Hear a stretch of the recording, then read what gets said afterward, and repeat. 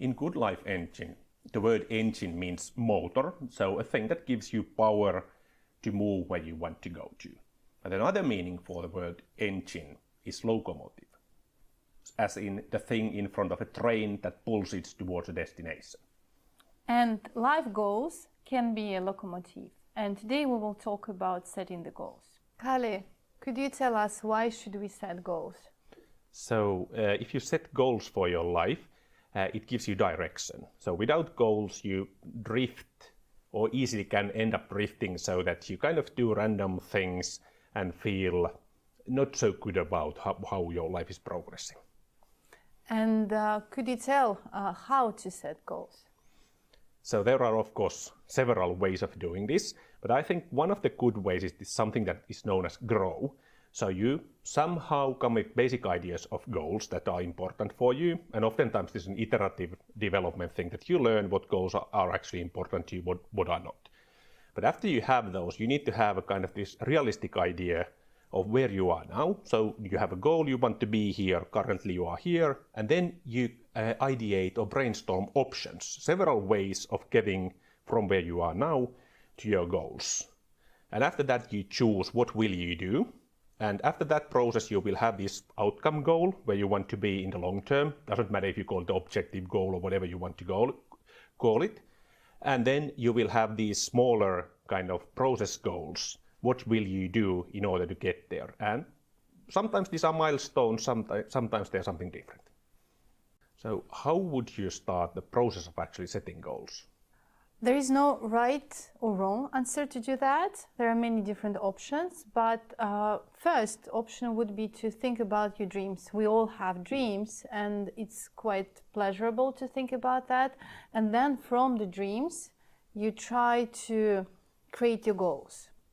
The second version might be, you might be good in some activity already, and if you think, would you like to have this activity in your life in general, then if you want, you can start to think about overarching goal within this activity, and that could be again your goal setting in that sense.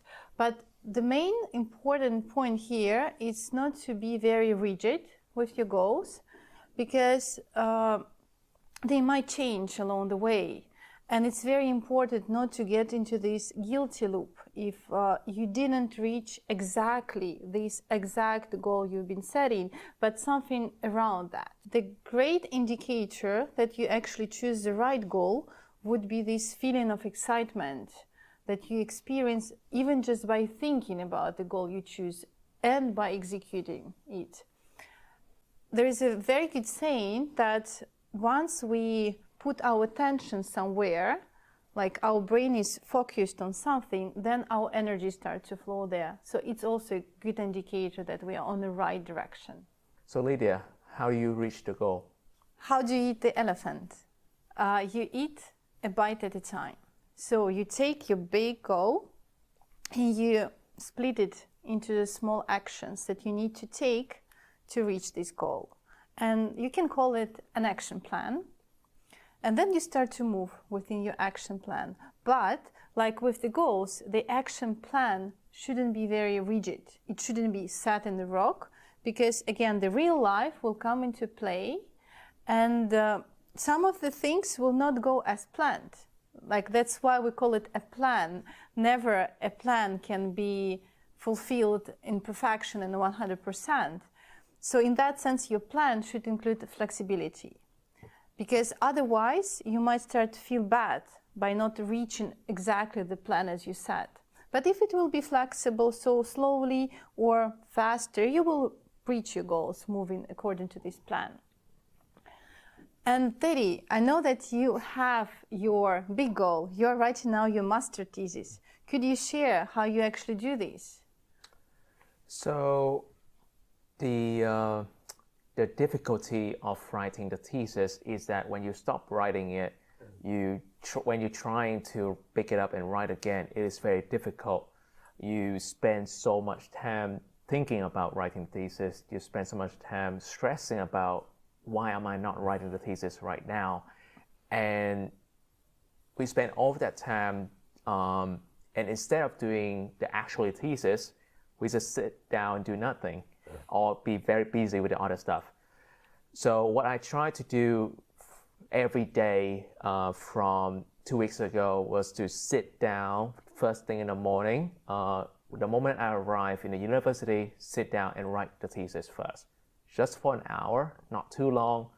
I don't have the thing called the thesis day anymore, where I spend 8 hours or 12 hours just sitting down writing my thesis. Now I try to do it every single day, just 1 hour. And after that, I kind of reward myself by going to the gym. So kind of like killing two birds with one stone. And there are many methods, different methods to go around this kind of issue. But this is my way to approach this kind of routine. All right, so Kalle, I know you're very busy with your family, with your work schedule. So how exactly do you still keep track of your strategic goal, and what kind of steps do you take to make sure that you reach those things at the end of the day? So it's always a trade-off. When you decide that you do something, in reality you also need to decide that you do not do something else. So that's the key thing. And of course, you try to have kind of this time boxing. You have some time, like you have mentioned earlier, that you work on your thesis every morning to make that process go further, every day, every week. And that is the same thing that for the most important things, you need to actually have a time box when you work on that specific thing. And in my life, I actually have two kind of time boxes. So one is this kind of priority one, that these things will never drop. I will work on this most important project anyway. And then I have other kind of list of things that I will drop if there's something urgent. Like big boss asks you to do something, then you need to know what you will drop. And there are several kind of frameworks of doing this. So maybe the most simple one is, it's basically attributed to Warren Buffett, saying that list 25 most important things in your life. Then you choose 5 of those, and you are not allowed to touch the 20 that are not on the list before you work on the 5 most important ones. And of course, there are more sophisticated ways like the Eisenhower matrix, where you would put whether the thing is important or not important, urgent or not urgent. And of course, it's self-evident that you work on the urgent and important things, but it becomes a bit more tricky then to decide what do you do with the things that are important but not urgent, or then kind of coming up with strategies for how to solve this. Also, a well-known method is called ABCDE prioritization, and that's looking at these things a bit differently. So you look at the priorities, what will happen if I don't do this thing? And you have this A priority, typically not more than 3 things, even if you are planning your month or so. So there are only a few things that if you really don't do those, everything collapses. And those are kind of then easy to choose, that these are the top priorities, but it comes a bit more tricky when you go to B priority, so things that you are expected to do.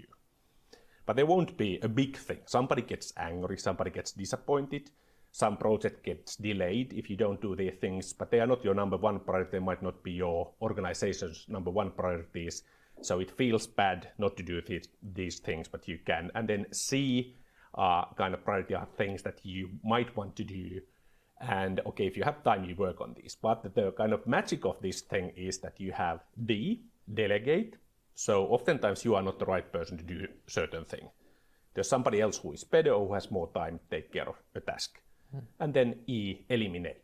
Because there are many things that shouldn't be done. There's just some reason somebody asks you to do something. Your organization has habits of doing things for reasons that are forgotten already. So you can just eliminate many of the things. And because of that, feel less stressed and get much more done. Remember, in the goal setting process, you can always reset your goals if they are not right ones, using this lean service loop, for example. So if you start to do something and you doesn't feel it's a right one, right goal, then you can always find the new one which might fit you better.